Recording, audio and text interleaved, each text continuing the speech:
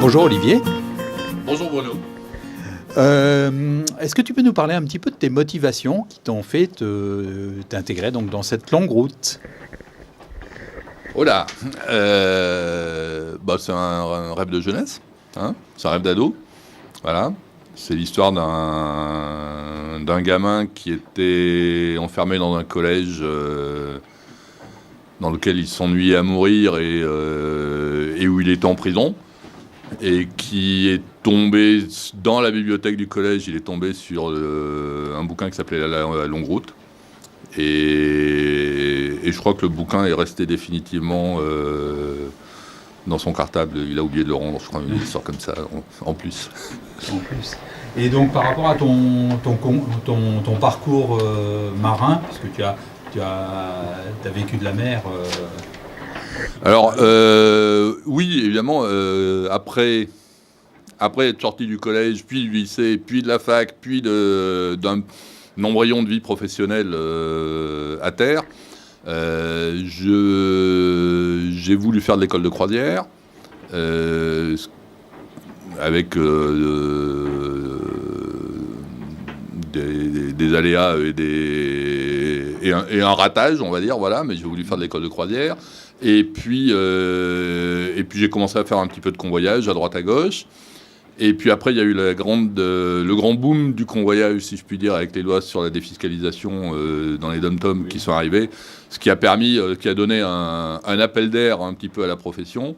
Et j'ai fait, pendant une quinzaine d'années, j'ai fait du convoyage. Et puis après j'ai travaillé en même temps ou à côté du convoyage, j'ai travaillé dans les chantiers navals. Parce que le convoyage, c'était bon an, mal an.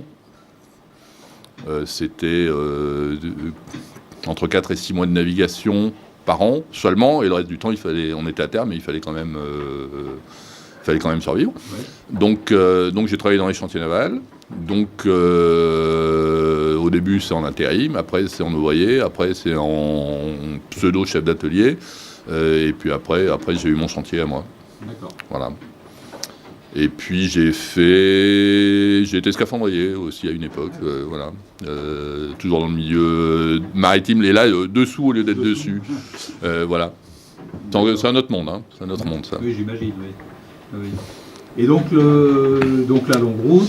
Donc la longue route comme une évidence donc j'ai rencontré Guy Bernardin. Oui. Avec qui je suis devenu ami.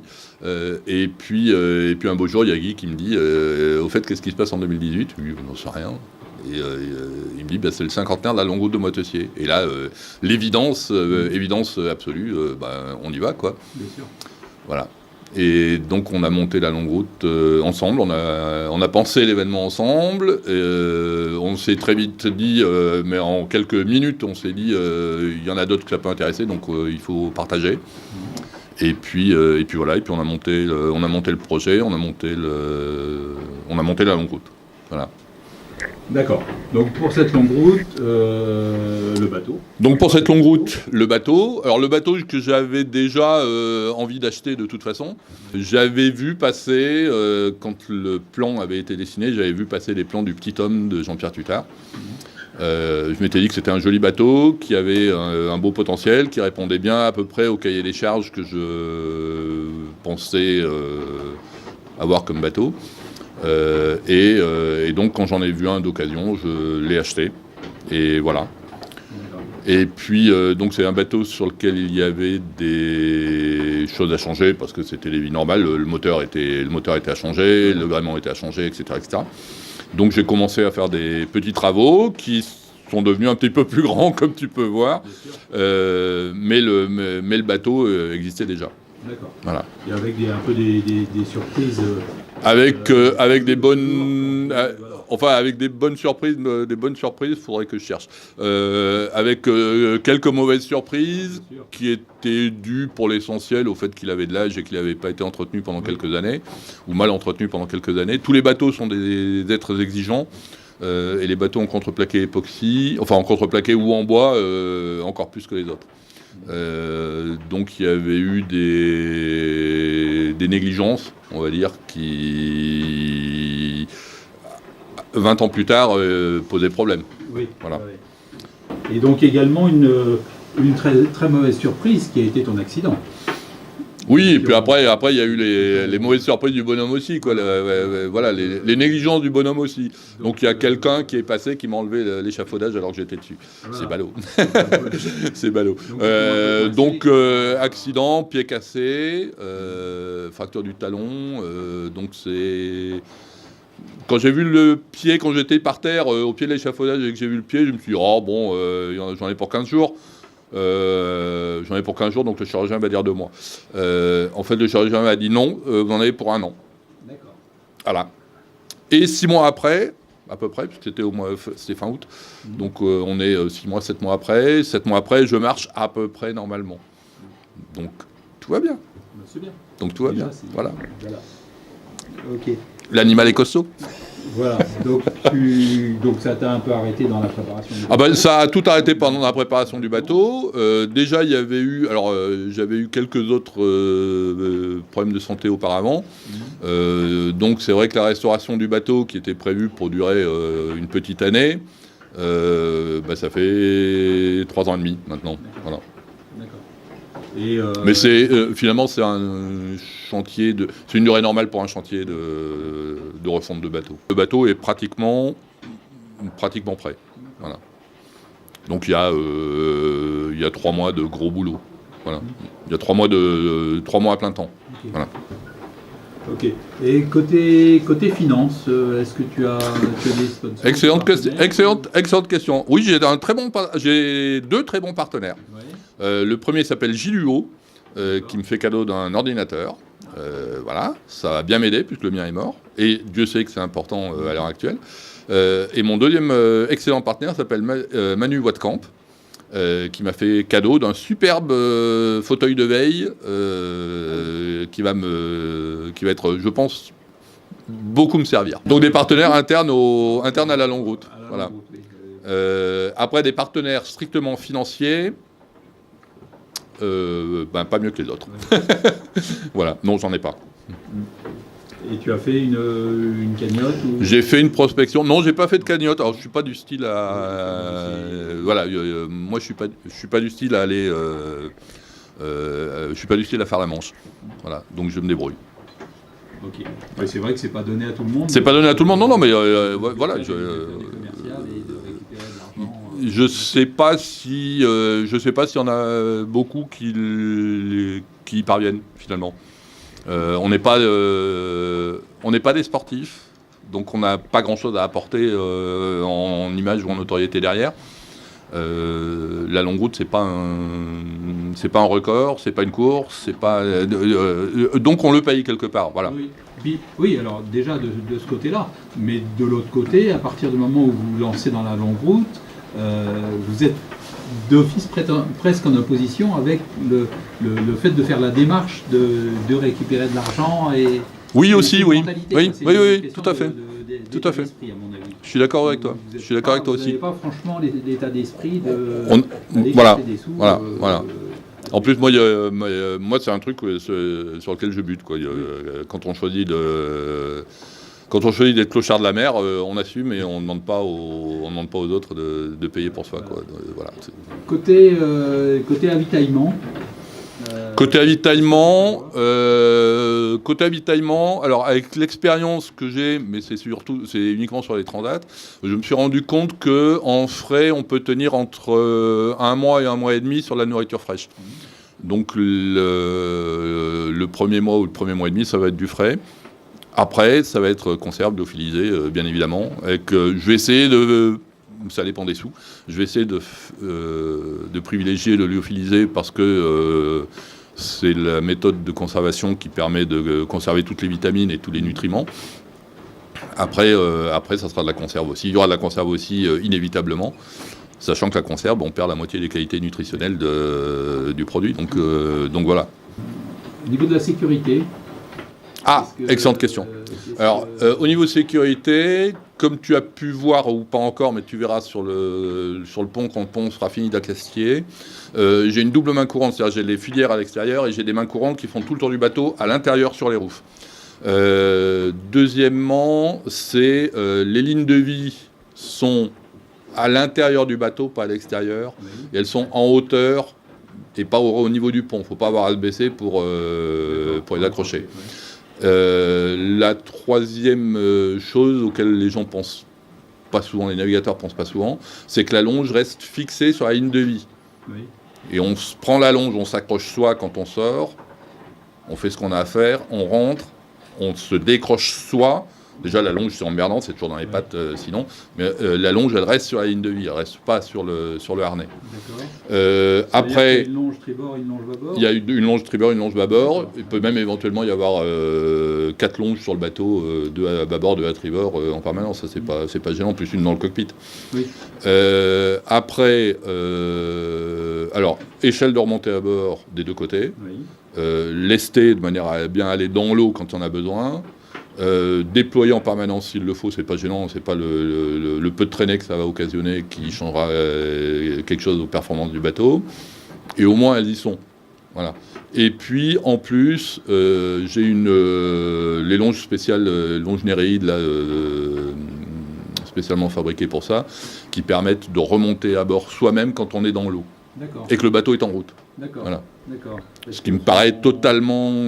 en fait, c'est une échelle de corde que tu as sur ton harnais et que tu peux déployer depuis ton harnais. Elle n'est pas sur le bateau. Quand tu es dans l'eau, tu n'es pas sur le bateau, oui. Surtout si le bateau avance.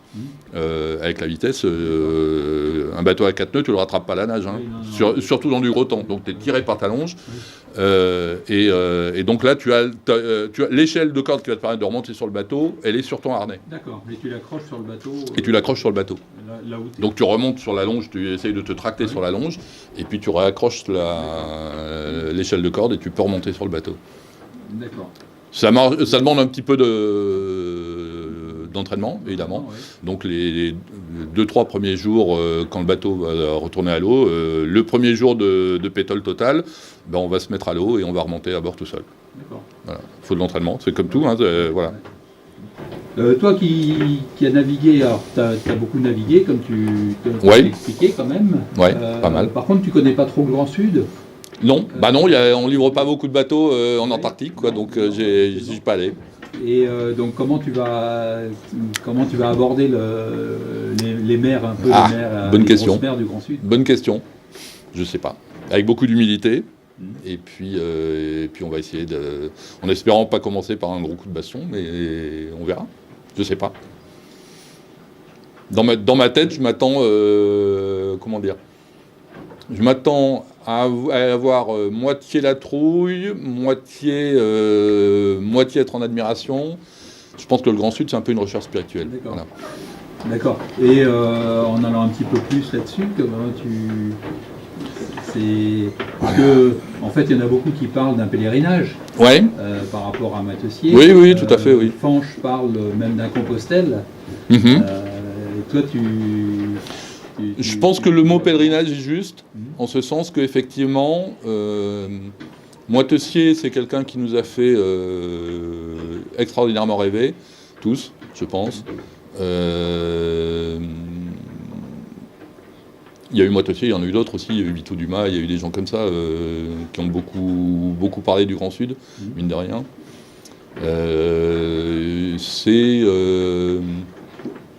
Oui, je pense qu'on est tous un petit peu en quête spirituelle, oui, quelque part, ouais. On va se chercher soi-même, quoi. Ouais. On va voir jusqu'où on va, jusqu'où on est capable d'aller. La solitude, c'est quelque chose que je connais bien, un petit peu comme tous les participants de la longue route. Je veux dire, on est tous, je pense, quelque part des solitaires. Oui. C'est quelque chose que je connais bien, mais j'ai jamais passé, effectivement, 8 mois tout seul sans voir personne. Ça sera la première fois, ouais. Comme pour tout le monde, je pense. Comme pour tout le monde. Oui. Voilà. Et en termes au niveau des communications que tu as avec la Terre, comment... grâce à Internet grâce aux satellites, plus exactement, on n'est plus séparés. Ça, c'est clair que c'est un point sur lequel j'ai un petit peu évolué depuis qu'on a lancé l'idée avec Bernardin. Effectivement, alors Guy aussi avait des conceptions qui dataient peut-être un petit peu. C'est-à-dire qu'il était il en était encore resté à la radio, à la BLU, et au contact radio, avec les aléas que ça peut occasionner, que cette technologie occasionne, puisqu'on n'est pas dans la propagation des ondes, on n'est pas toujours en bonnes conditions. Aujourd'hui, grâce aux satellites, on est en direct live pratiquement tout le temps. Donc il n'y a pas de séparation. Alors c'est clair que la magie en prend un coup, là c'est clair, oui.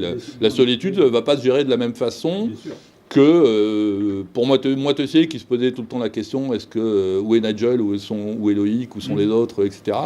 Nous on va scroller un petit peu sur notre écran et on va se dire, ah ben tiens, il y a Manu, il est au Cap Horn, machin, il est encore à Bonne-Espérance, et voilà.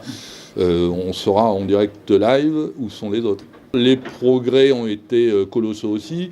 Un système comme l'Iridium Go, par exemple, qui te donne une connexion permanente, à partir du moment où tu l'allumes, il est en connexion permanente. Il y a 10 ans, ça n'existait pas. Il y a 5 ans, ça n'existait pas. Oui, oui. Voilà, donc ça évolue très très vite. Et l'Iridium Go lui-même sera dépassé dans 2 ou 3 ans. Oui. Ok, et on va peut-être faire un petit tour du bateau. On fait un petit tour du bateau si tu veux, oui, pas de souci. Et c'est un chantier. Donc là, vous avez la timonerie en regardant vers l'arrière. Donc la descente. Sur bâbord, ça va pas énormément changer. Sur tribord, il y aura une bibliothèque et le siège de veille cadeau du petit Manu. La table à cartes qui va venir ici à plat, avec les tableaux électriques en façade. Si tu continues à pivoter légèrement sur la droite, voilà ici, donc ça c'est le compartiment de toilette qui va être terminé d'ici 10 jours, il va être terminé. Donc j'ai opté pour des toilettes sèches pour éviter les problèmes de tuyauterie, de plomberie, de vannes qui se coincent, etc. Donc ça marche très bien. Là, sous le tas de contreplaqué, donc tu as une couchette et des équipés. Ouais. Et sur l'avant, donc tout au fond là-bas, l'entre-noir, c'est l'étrave. Donc on a terminé de totalement la renforcer au niveau avec du tissu de verre. Donc en fait là maintenant j'ai 3 kg par mètre carré de tissu de verre sur le contreplaqué. Les pièces que tu vois horizontales là, en train de sécher, c'est la trappe étanche, c'est les deux parties de la trappe étanche qui va boucher le trou, qui vont être boulonnés et qui permettront d'accéder uniquement quand tu auras besoin. Je pense que c'est là que je vais stocker les balises Argo en attendant de pouvoir les mettre à l'eau et les mettre en œuvre selon les préconisations qui me seront données au niveau des zones de mouillage des balises Argo.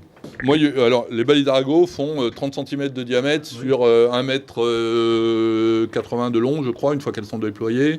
Elles pèsent 12 kg. Moi, s'ils m'en donnent 10, j'en prends 10. Je veux dire, voilà, ça ne me dérange pas. Ok, je pense qu'on a fait à peu près le tour du... Pour l'intérieur, oui. Pour l'extérieur, vu la température et vu l'état de l'extérieur, il n'y a pas grand-chose à en dire. L'extérieur, eh bien, écoute, bienvenue en Sibérie. Il fait -2 en ce moment, à l'abri. Et en ressenti, on doit être plutôt vers -8, -10, je pense. Donc le bateau est un ketch, ce qui ne se voit pas puisqu'il n'y a que le mât, que le grand mât qui pour le moment est posé dessus. Voilà, ici, ça c'est le tableau arrière. Ça c'est juste un faux tableau pour cacher la tringlerie des safrans, puisque le bateau est un biquille bisafran. Et ça, ce sont les jumelles d'Artimon qui vont donc supporter l'Artimon. Ça veut dire aussi que mon mât d'Artimon étant là et la baume étant derrière, je n'ai aucune possibilité de mettre un régulateur d'allure. Donc je vais être au pilote électrique tout le long. D'accord. Ce qui fait que j'ai 4 pilotes électriques, que j'emmène 4 pilotes électriques en espérant qu'ils tiendront jusqu'au bout. Voilà. Ceci étant dit, j'avais l'une des caractéristiques de ce bateau qui faisait que je voulais ce bateau-là, c'est le fait qu'il est, un, très large, deux, très bien équilibré. Et même, on avait comparé avec Guy Bernardin, avec les lignes d'eau du spray, entre les lignes d'eau du spray de Slocum donc, et du spray à Saint-Briac que possédait Guy, et ce bateau-là, et on a les mêmes lignes d'eau. Donc ça fait partie des heureuses surprises de ce bateau-là. Et le fait qu'il soit bisafran le rend très stable en route aussi. Oui. Donc ça fait partie des... Donc j'espère qu'avec 4 pilotes, ça suffira. Que te dire de plus ? Il va y avoir une grosse modification que je vais faire dès qu'il fera un petit peu une température un petit peu meilleure. C'est-à-dire que comme tu vois, l'accès à la descente est un petit peu acrobatique. Pour le moment, ça va très bien sous les tropiques, mais il est un petit peu acrobatique comme tel quel. Et donc, je vais faire je vais découper le roof arrière pour faire un accès à la descente. Ça va handicaper évidemment l'accès à l'intérieur sur l'arrière, mais tant pis. Voilà. Là, c'est un impératif de sécurité total. L'accastillage va être optimisé, bien évidemment. Il va y avoir 2 roues, il va y avoir 2 winches et toute une batterie de bloqueurs. Donc avec une casquette de roof. Et je vais rajouter aussi une petite casquette en contreplaqué stratifié. Tu vois une partie de l'accastillage de ponte qui va assurer la sécurité sur l'avant. Et donc ici, il va y avoir le support de baume de grand voile qui va aussi servir de sécurité pour la casquette par rapport à la baume. Et avec des mains courantes qui font tout le tour du roof, des mains courantes en inox, comme tu peux voir, qui vont faire tout le tour du roof. Tous les capots sont bien évidemment protégés, protégés en cas de choc. Le grand mât est en bois, c'est un multi-lamelé c'est un multi-lamelé, en fait c'est du bois lamelé. Absolument tout est en lamelé. Le seul espar classique qu'il va y avoir, ça va être le mât d'artimon que j'ai fait il y a 2 ans, qui est en sapin refondu et recollé, comme on fait les mâts de manière classique depuis la nuit des temps. Voilà. Mais c'est le seul espar classique qu'il y aura sur le bateau. En fait, c'est un faux vieux gréement. Voilà. Ok, Olivier. Merci Bruno. Je te remercie bien. Tu recules pas trop. Puis, non, pas non plus, hein. T'es déjà tombé. Moi je suis tombé une fois, c'est bon, j'ai donné, c'est bon. Le quota est atteint. Merci, puis bon vent. Merci Bruno.